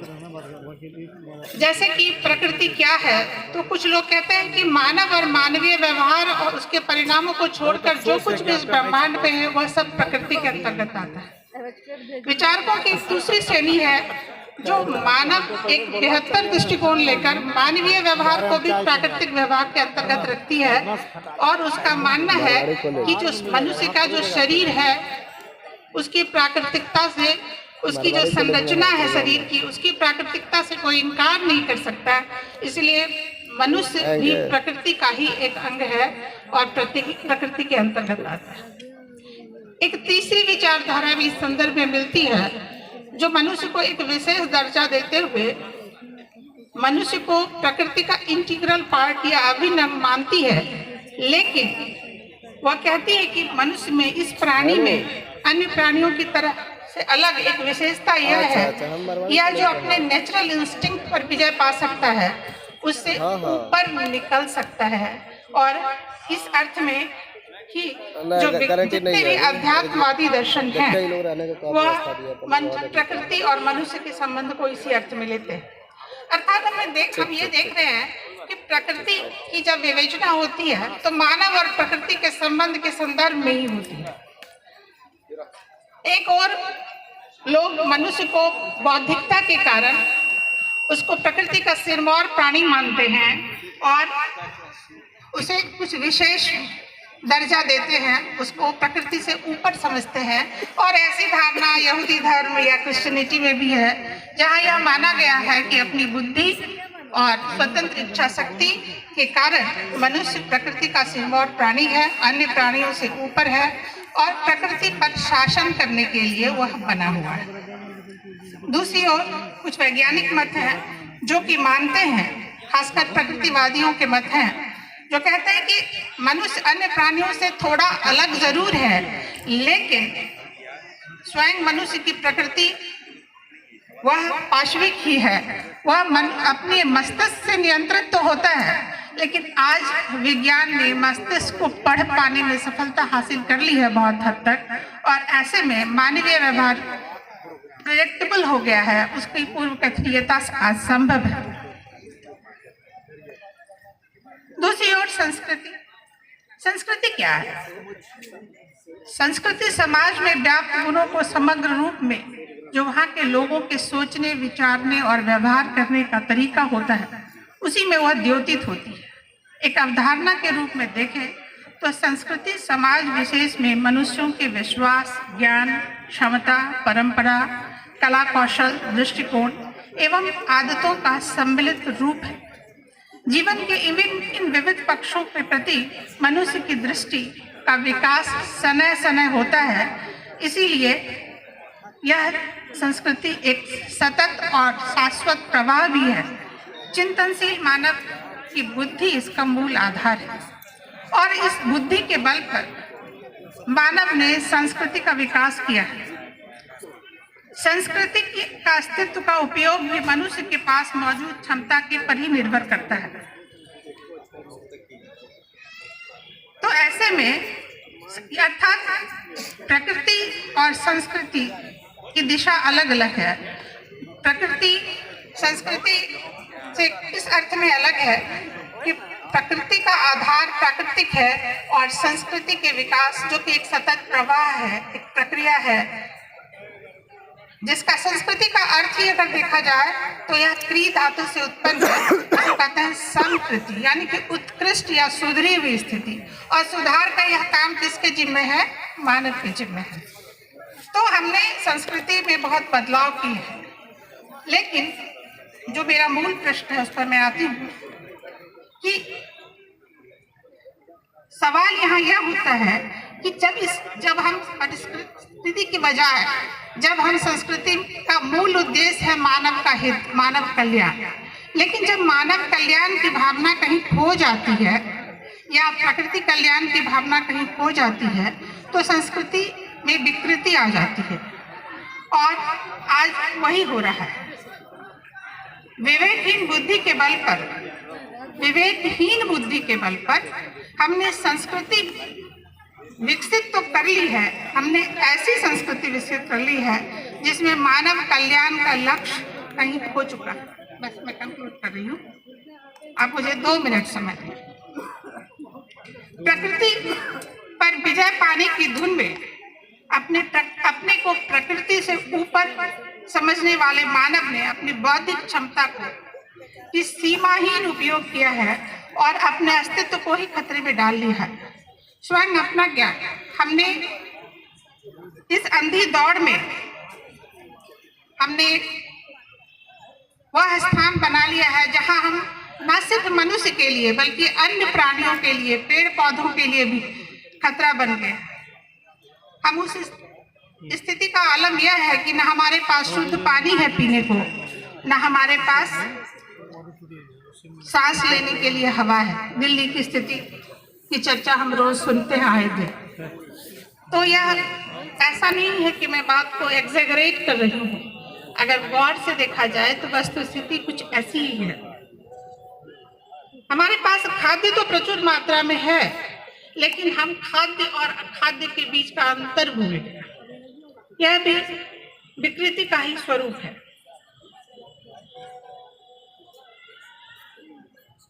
आज हमने भौतिकवाद के अंधी दौड़ में ऐसी संस्कृति विकसित कर ली है जहां सारी व्यवस्था चरमरा गई है।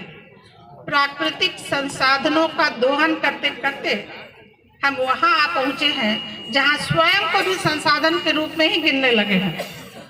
मानवीय संसाधन की बात हमेशा हो रही है और ये आधुनिकता का परिचायक है कि हम जिसे कांट ने कहा था कि मानव को हमेशा साध्य होना चाहिए, हम साध्य से स्वयं को साधन मानने लगे हैं और साधन के रूप में अपने को गर्व से बोलता है कि मानवीय संसाधन।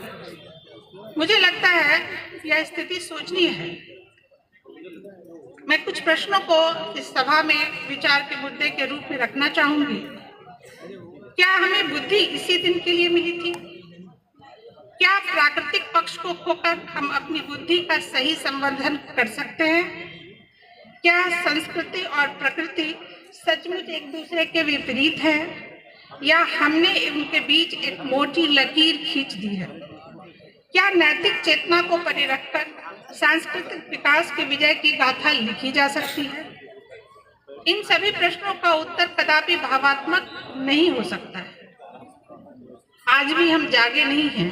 खतरे की घंटी बजी है तो हम आंशिक सुधार की बात करने लगे हैं। लगता है कि आंशिक परिमार्जन की बात बन जाएगी। शुद्ध पानी जब तक प्लास्टिक के बोतलों में आता रहेगा, इलेक्ट्रिक व्हीकल हमने बना ली है और जब तक इलेक्ट्रिक व्हीकल के लिए कोयला जलाया जाता रहेगा तो पर्यावरण की सुरक्षा की बात बेमानी है। समस्या का समाधान ऐसे में नहीं हो सकता। पीरपैंती में अभी हाल पिछले बजट में हमने देखा कि पीरपैंती के निकट भविष्य में 2400 मेगावाट का थर्मल पावर प्लांट लगने जा रहा है। लोग कह रहे हैं बिहार को बहुत कुछ दिया गया, ये बिहार के लिए खुशहाली की बात है। मैं अपने विद्वज्जनों समक्ष बैठे विद्वज्जनों और प्रसार में बैठे लोगों से पूछना चाहती हूँ, क्या वास्तव में यह बिहार वासियों के लिए खुशी की बात है या हमारी परेशानियों को बढ़ाने वाला है? यह हमारी दुरावस्था को बढ़ाएगा या घटाएगा? यह प्रश्न विचारणीय है, जिसे मैं सभा में उपस्थित विद्वानों के समक्ष छोड़े जा रही हूँ। एक समग्र दृष्टि लेकर प्रकृति से दूर जाने वाली संस्कृति के पुनरावलोकन हेतु सामूहिक समझ और प्रयास अपेक्षित है। तभी इस स्मृति व्याख्यान माला के रूप में जो युगभार मुझे दिया गया है उसका सम्यक निर्वहन हो सकता है। मैं इन्हीं शब्दों के साथ अपनी बात खत्म करती हूँ। धन्यवाद। Thank you so much madam. और आपने बहुत एक रेलिवेंट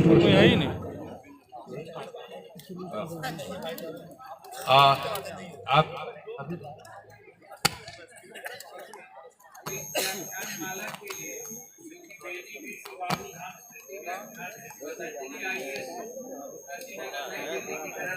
लाइन गया।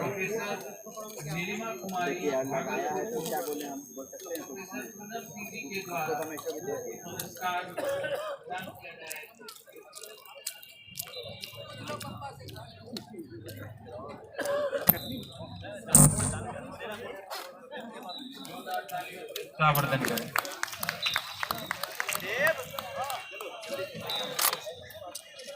अरे ठीक है, खींचने दीजिए।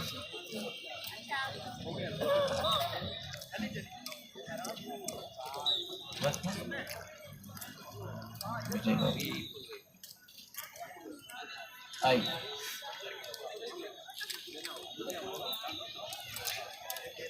व्याख्यान माला की अंतिम कड़ी में मैं आमंत्रित कर रहा हूं डॉक्टर राम नारायण शर्मा सत्यार्थी बहन जी स्मृति व्याख्यान के लिए डॉक्टर विजय कुमार जी को कृपया आए।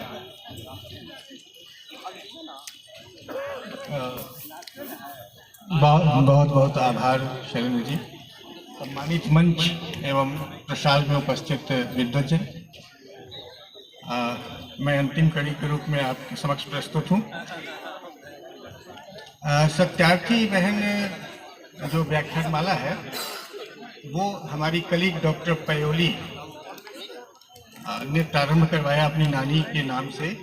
डॉक्टर पयोली को आप लोग उतना नहीं जान पाते होंगे। डॉक्टर पयोली डॉक्टर शैल कुमारी जी जो बिहार विश्वविद्यालय में प्रोफेसर थे, उनकी पुत्री है।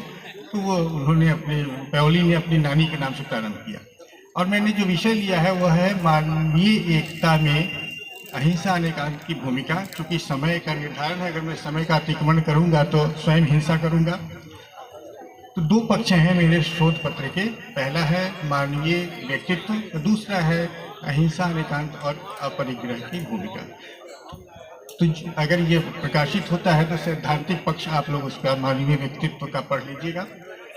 अहिंसा अनेकांत और अपरिग्रह जो है वो, अगर जब हम अहिंसा कहते हैं तो सामान्य सा अर्थ लेते हैं कि हिंसा न करना,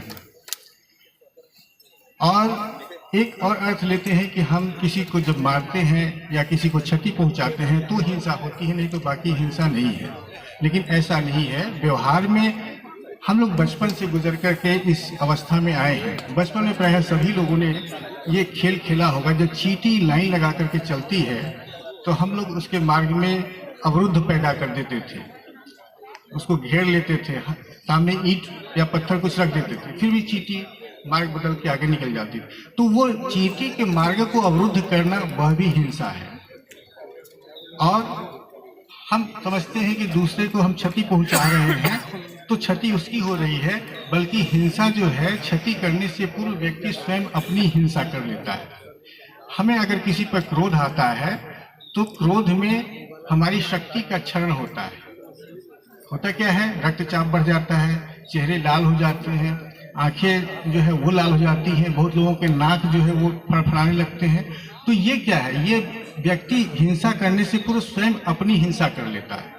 तो इसीलिए जो है, जो जैन धर्म में कहा गया कि मन, वचन और काय 3 योग और 3 करण से अहिंसा का पालन करना। एक शब्द और मैं बताना चाहूँगा कि योग शब्द जो है वह जैन धर्म में एक उसका उसको तकनीकी शब्द कह सकते हैं। सामान्यतः योग से हम लोग पतंजल योग में जो अर्थ लिया था उसे लेते हैं, लेकिन जैन धर्म में योग शब्द मन, वचन और काय के एकीकरण के लिए किया गया है। तो इस तरह से वो अहिंसा जो है वो कहा गया कि 3 योग और 3 करण से पालन करना है, यानी मन, वचन, काय से न करना है, न करवाना है, न तो इस तरह से किया। अब दूसरा सिद्धांत जो उन्होंने दिया वो दिया अनेकांत। अभी 1 घंटे पूर्व प्रोफेसर किस्मत कुमार सिंह जी लगभग आधे घंटे से व्याख्यान दे रहे थे लोगों के बीच में। मैं देख करके जब उनके पास पहुंचा तो विषय यही था। मैं जो शब्द सुना इनके मुंह से, वो किस्मत कुमार जी यही कह रहे थे कि ये आज जो विवाद है वो क्यों है, वो ये है कि मैं ही हूँ, मेरा मजहब ही है और मैं जो कह रहा हूँ वही सत्य है। ये क्या है, अनेकांत इसी विवाद को दूर करता है। भगवान महावीर ने कहा कि जब मैं कहता हूँ कि मैं ही हूँ तो मतलब मैं अपने अस्तित्व को स्वीकार कर दूसरे के अस्तित्व को नकार रहा हूँ। जैसे मैं अगर कहूँ कि रात ही है, इसका मतलब है कि मैं दिन के अस्तित्व को समाप्त कर रहा हूँ। तो इस तरह से ये जो सामाजिक विवाद है जिसकी चर्चा प्रोफेसर किस्मत कुमार जी ने की थी, वो उसके समाधान के रूप में जैन धर्म दर्शन जो है वो अनेकांत का सिद्धांत प्रस्तुत करता है। अब रहा अपरिग्रह की बात, तो सामाजिक विवाद जो है आजकल आर्थिक रूप से लोगों का निर्धारण लोग करते हैं कि जिसके पास अर्थ यानी संपत्ति, धन अधिक है वह समाज में सम्माननीय है, जिसके पास धन और अर्थ की कमी है वो सम्माननीय नहीं है। तो ये मानव व्यक्तित्व में जो विवाद पैदा हो रहा है, जो ऊंच नीच की खाई आ रही है, तो भगवान ने कहा कि परिग्रह नहीं करना है। पर इसके लिए जैन धर्म में मूर्छा शब्द का प्रयोग किया गया है, यानी कि आसक्ति। तो आसक्ति से हमें दूर रहना है और स्वाभाविक है कि जब हम आसक्ति से दूर रहेंगे तो न मानव के बीच में भेद पैदा होगा, न विचार में भेद होगा, न मन में भेद होगा। तो इस तरह से जो है जैन धर्म के जो 3 सिद्धांत है, अहिंसा, अनेकांत और अपरिग्रह, वो मानवीय व्यक्तित्व में जो विरोधाभास आ गया है वो क्यों होता है, स्वार्थ के कारण होता है। जहाँ स्वार्थ है वहाँ विभेद होगा। तो मानव व्यक्तित्व के इस विभेद को दूर करने के लिए जैन धर्म दर्शन के अहिंसा, अनेकांत और अपरिग्रह के सिद्धांत को दिया गया। धन्यवाद, मेरा समय पूर्ण हो गया है। इतने सुंदर आत्म अनुशासन के लिए जोरदार तालियां। और बड़े खेद के साथ मुझे कहना पड़ रहा है कि मैं यहाँ उपस्थित हुआ था इंडियन नॉलेज सिस्टम पे एक आलेख प्रस्तुत करने के लिए, लेकिन महासचिव जी ने मुझे ये काम पकड़ा दिया जो सबसे मतलब मुझे खराब काम लगता है कि किसी विद्वान को जो है उसकी बात को कहने के लिए समय का वो उसको अनुशासन बताना। लेकिन फिर भी आप सब ने मुझे उबार लिया, इसके लिए मैं हार्दिक रूप से आभारी हूँ आप सबका। और आप सब ने समय की गरिमा को ध्यान में रखा। सारी बातें हो गई हैं। अब मैं माननीय अध्यक्ष प्रोफेसर आरसी सिन्हा साहब से कहूंगा कि समाहार प्रस्तुत करें अपने शब्दों में।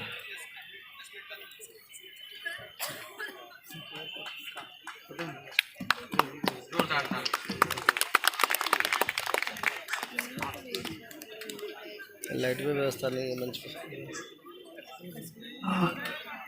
मंच पर उपस्थित विद्वत जन एवं सभागार में उपस्थित शिक्षक वृंद, छात्रगण, सबसे पहले मैं अपना नमस्कार आप सभी को निवेदित करना चाहूँगा और मंच पर उपस्थित सभी वक्ताओं को हार्दिक बधाई देना चाहूँगा, क्योंकि विभिन्न विषयों पर आपने बड़े ही सरल और विश्लेषणात्मक ढंग से प्रस्तुत किया।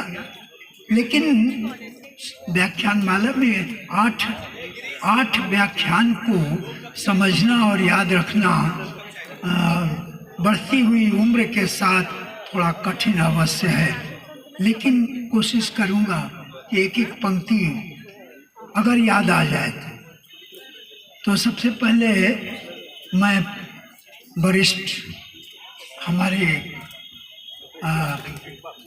कलीग डॉक्टर पूनम सिंह के व्याख्यान से आरंभ करना चाहूँगा।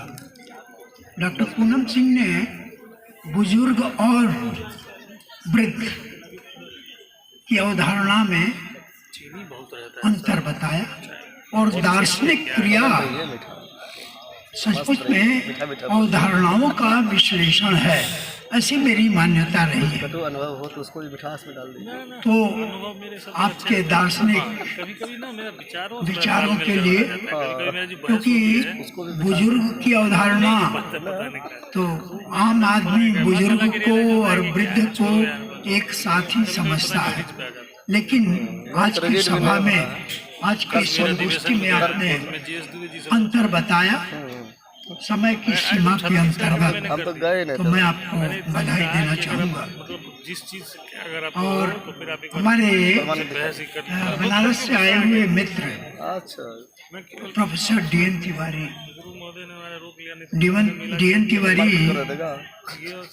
के बारे में कुछ कहना मेरे लिए एक कठिन कार्य, लेकिन डी.एन. तिवारी जी ने बहुत ही अच्छे शब्दों में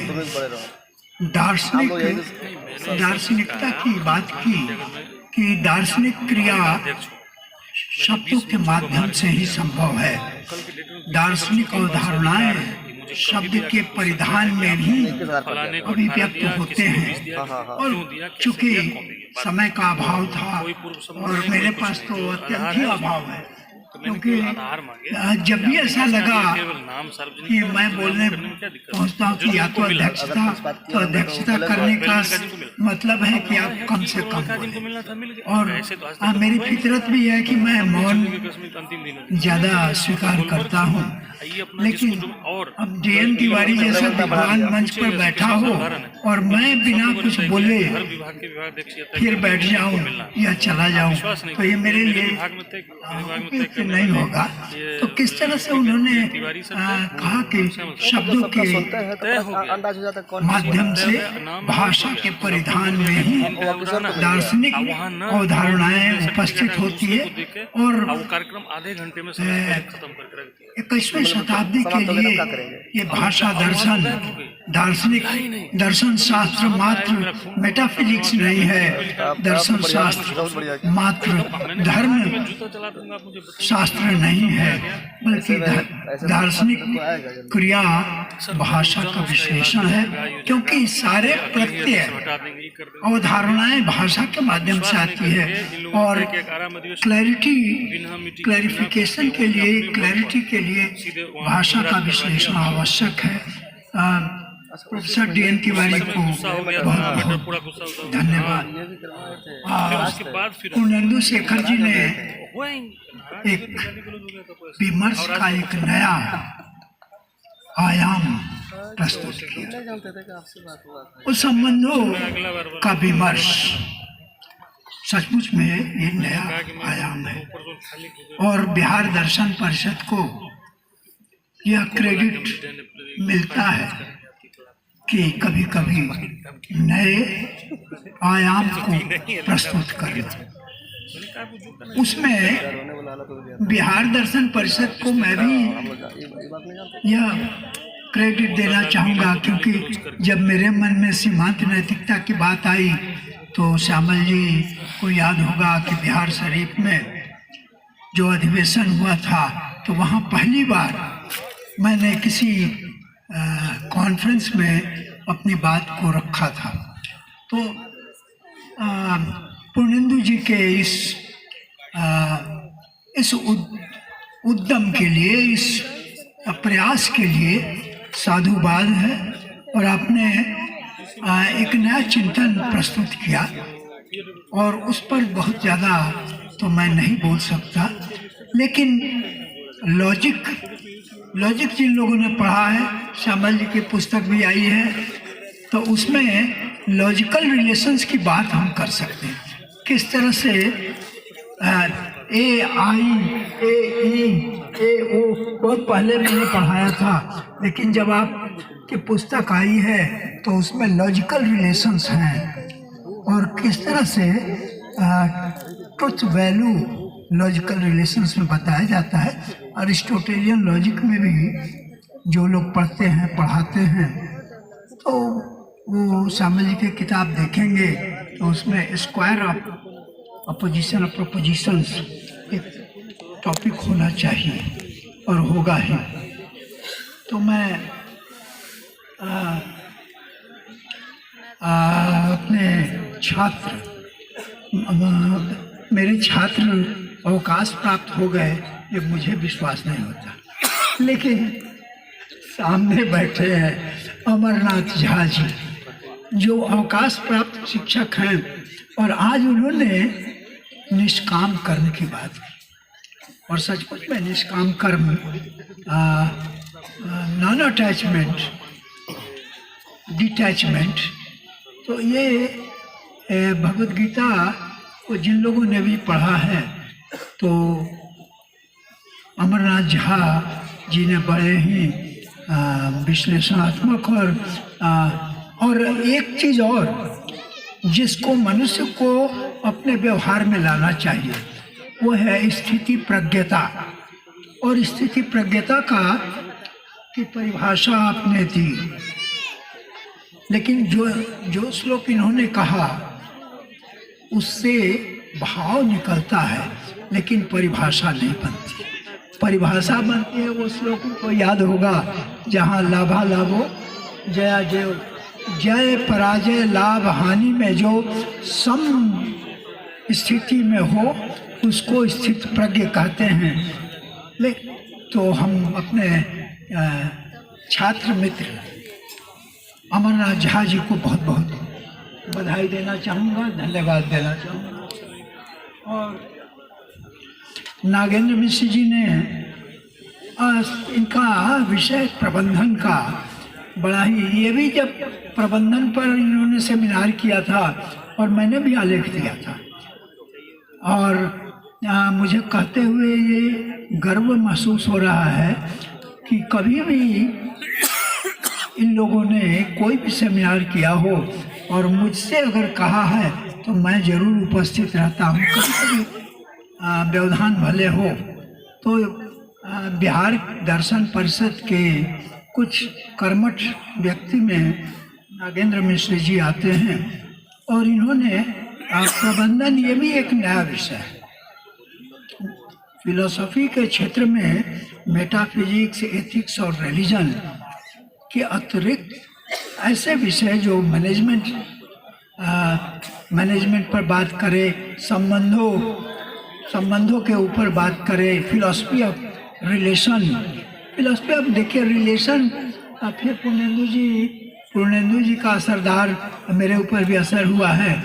तो रिलेशन क्रिएट्स वैल्यूज, वैल्यूज कोई आकाश पाताल से नहीं आता, और न तो वैल्यूज कोई कहीं वैल्यूज की इंडस्ट्रियल प्रोडक्ट तो है नहीं, आदमी के संबंधों के बीच ही मूल्य निर्मित होते हैं और उन मूल्यों से समाज व्यवस्थित होता है। तो मैं बहुत बहुत बधाई देना चाहूँगा नरेंद्र मिश्र जी को, और नीलम विजय अभी विजय जी को, विजय जी के पिताजी मेरे बहुत ही घनिष्ठ मित्र थे, क्योंकि देखिए, व्यक्तिगत संबंधों को भी बनाए रखना, ये भी एक दार्शनिकों का एक दायित्व बनता है। आप अमूर्त रूप से दार्शनिक क्रिया न करें, बल्कि व्यक्तिगत आज इसकी सफलता इसलिए भी है कि हमारे छात्र मित्र श्यामल किशोर जी का व्यक्तिगत संबंध मुझसे बहुत बढ़िया है, और इनके कहने से मैं अपनी छुट्टी कैजुअल लीव लेकर आया और शिमला से चल के आया। अभी मैं संयोग से वहाँ हूँ और 14 तारीख से बंद होने वाला था, लेकिन इसके पूर्व वहाँ छोड़ना एक कठिन कार्य था, लेकिन मैं आया। तो अमूर्तता में दार्शनिक क्रिया नहीं हो सकती है, बल्कि मूर्त रूप से ही एक क्रिया होगी। और नीलिमा जी ने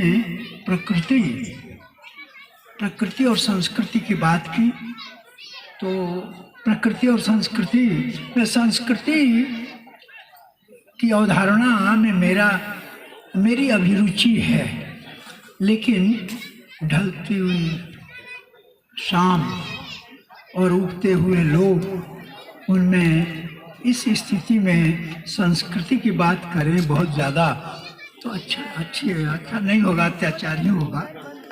और हाँ, तो विजय जी के बारे में करते हैं। विजय जी के पिताजी मेरे घनिष्ठ मित्र में थे, और जिंदगी के अंतिम क्षण में जब वो बिस्तर पर थे तो मैं गया था। ये रहते थे वहाँ जैन आश्रम बनारस में, तो उनकी याद आने से एक पुराना चित्र आ जाता है और एक भावुकता का दौर भी आता है। तो डॉक्टर वशिष्ठ नारायण वो बड़े अच्छे आदमी थे, बहुत ही अच्छे व्यक्ति थे, और उनके पुत्र उनके गुणों को आत्मसात उन्होंने किया है और एक अच्छे विद्वान के रूप में भी साबित हुए हैं। और इन्होंने भी निष्काम कर्म की बात की, अहिंसा की बात की। और अहिंसा के दो पक्ष होते हैं। अब नहीं, अहिंसा ये निषेधात्मक शब्दावली होते हुए बहुत जोरदार भावात्मक अर्थ रखता है। भारतवर्ष के मनुष्यों की एक विशेषता है कि निषेधात्मक अभिव्यक्ति के द्वारा भावात्मकता को अभिव्यक्त करना। तो ये अहिंसा की बात जब कर रहे थे तो इन्होंने उसमें भावात्मकता का पुट दिया। और सच में अहिंसा का मतलब ही है कि प्रेम करना, अहिंसा का मतलब। और अब ये ऋषियों की मनोवृत्ति रही है कि अद्वैत, अब शंकराचार्य अब अद्वैत कहते हैं।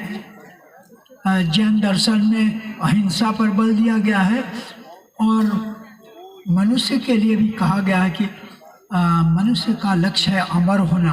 तो सारे के सारे जो अच्छे शब्द हैं, ऋषियों ने जिसको गढ़ा है, उस निषेधात्मक होने के बावजूद उसमें भावात्मकता है। तो इस तरह से और कोई छूट गया हो तो सब लोग हो गए, और नहीं, सबसे पे एक आदमी छूट गए जिन्होंने मुझसे कहा कि 5 मिनट सर, देखो 5 मिनट हुआ कि नहीं हुआ, 5 मिनट से ज़्यादा नहीं होना चाहिए। तो मैंने कहा कि कम शब्दों में ही अपनी बात रखूँगा। लेकिन